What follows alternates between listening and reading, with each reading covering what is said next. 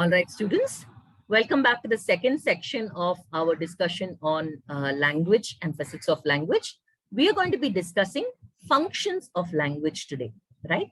And like I ended the previous video, we are going to be talking about the functions of language, specifically 7 different functions, okay? The 7 different functions of language, okay? The 7 different functions of language. What are these 7 functions, okay? Let's start with the first few. We have referential function, expressive function, conative function, poetic function, and phatic function. Apart from these, we will also be studying directive function. We will also be studying metalinguistic function, right? So we have 7 functions of language that we are going to study in this particular class.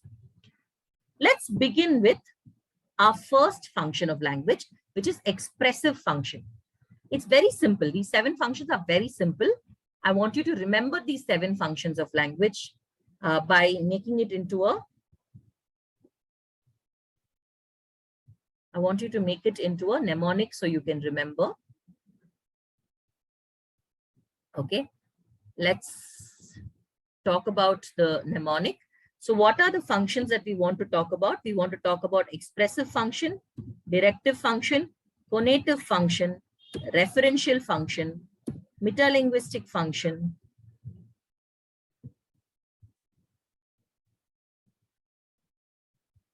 poetic function, and phatic function.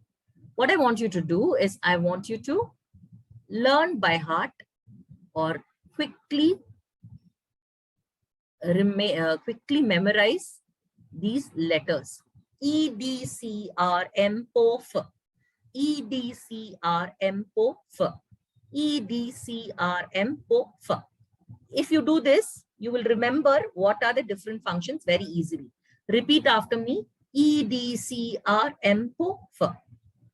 Can you do that? Very good. Okay. So now let's fill in the functions. If the question is asked, what are the functions of language? You know it is E, D, C, R, M, P, F. So it's expressive, directive, conative, referential, metalinguistic, poetic, phatic. Right? See how easily we are able to remember with a mnemonic? Okay. So what are these functions? We have expressive function. We have directive function. Conative function, very good. We have referential function, metalinguistic function, poetic function, and phatic functions. What do these mean? These are the ways in which language are useful. These are ways that tell us how language is useful to us. So what does language do is what it is telling us. So let's take a look at these specific functions very quickly. Let's start with expressive function. What is expressive function? Expressive function is the function of language which expresses a feeling or an emotion, right? What does it do? It expresses a feeling or an emotion, okay? Expressive function expresses feeling or emotion, right? What does it do? Expresses feeling or emotion. That is what the first function does. For example, the word ah, this is so unfair. This is not right. Okay. So these are emotions that are expressed by a language, and therefore we can understand expressive function as a function of language which expresses feelings or emotion, right? This is also a function where moods are expressed by the addresser. The person who's speaking is also expressing their mood in this function. Now let's come at directive function. Directive function is simply an instruction to doer, right? Directive functions are simply instructions to doers. For example, close the door, keep quiet, speak louder, mind your head. You're getting what I'm saying? These are instructions to the doer. No smoking. Don't put garbage here. Enter the classroom. You are expected to report at 9 a.m. So these are all directive functions, right? You're supposed to come to college at 9 a.m. This is a directive function. Okay. I hope you understood directive function. Let's look at conative function then. What is conative function? Conative function is where we persuade or convince people, right? For example, can we do this tomorrow? Can you not wait for the last minute to study a subject? Okay. This book is excellent. You should read it. Why don't you try the new Masala Dosa joint in JP Nagar? Let's all go to RRR movie tomorrow. These are persuasive or convincing functions, right? So these are functions that allow you to persuade or convince another person. Understood conative function? Right. So remember, expressive function expresses feeling, emotion, or mood. Directive functions are instructions to doers. Conative functions persuade or convince a person. We'll now look at the referential function. What is a referential function? Referential function is a function of language that passes on factual information, right? What do you mean by factual information? Factual information, which are things like time, place, a subject, right? For example, today's temperature is at 36 degrees, right? This is factual information, right? It is talking about a particular information. Our national seminar on women was held on 8th of March. Factual information. English classes begin at 9:30 p.m. 9:30 a.m. every day, right? Or a special train has been launched to Mysore to handle Ugadi, right? So Mysore was the capital of the Wadayars. It's a factual information that you're passing, right? Or you can say Gol Gumbas is in Gulbarga, right? So there are ways in which you can pass information, and that particular passing of information is called as a referential function. And we move on to metalinguistic function. What is metalinguistic function? When you're talking about language, okay, when you're talking about language itself, okay, for example, or we are using technical terms.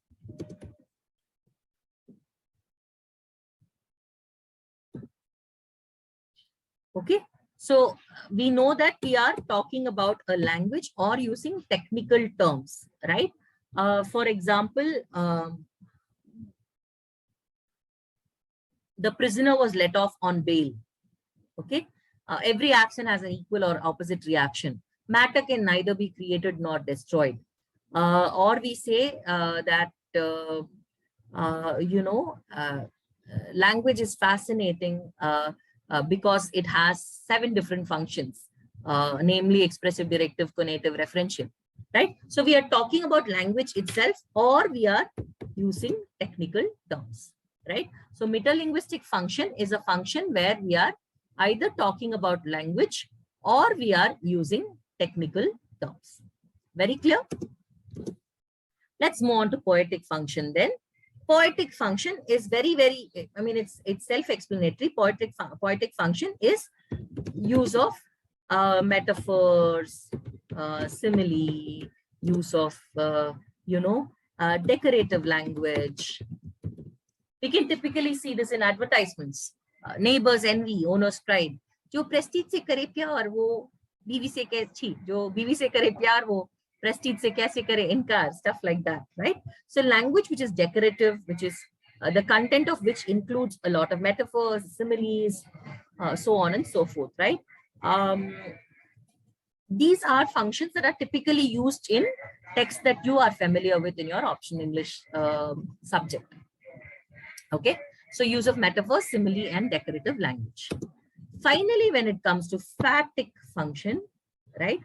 Phatic function is when we express empathy or solidarity, right?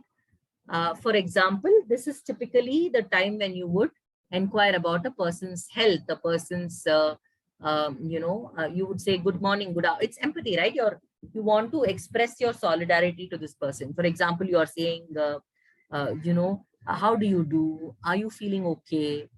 Don't worry about it. It'll all be fine. Uh, it's a great day, right? So you're expressing empathy. You're sharing the feeling of the other person, sharing your emotion with the other person. That is your expressing of empathy. Do not get confused with expression of feeling, emotion, and mode. It is very different, because here we are empathizing and showing solidarity. Are you okay? Is it fine? Do you mind? These are things that you are empathizing with the other person. Okay, so this is basically your good manners. Okay, so remember the 7 functions. What are the 7 functions of language? Expressive, directive, conative, referential, metalinguistic, poetic, phatic. Right? E, D, C, R, M, Po, F. Remember the mnemonic, so it is easy for you to remember this as well.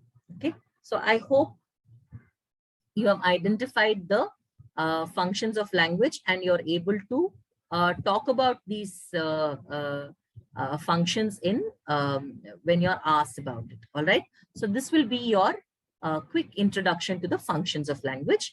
In the next video, we will talk about the aspect of mode, tenor, and domain.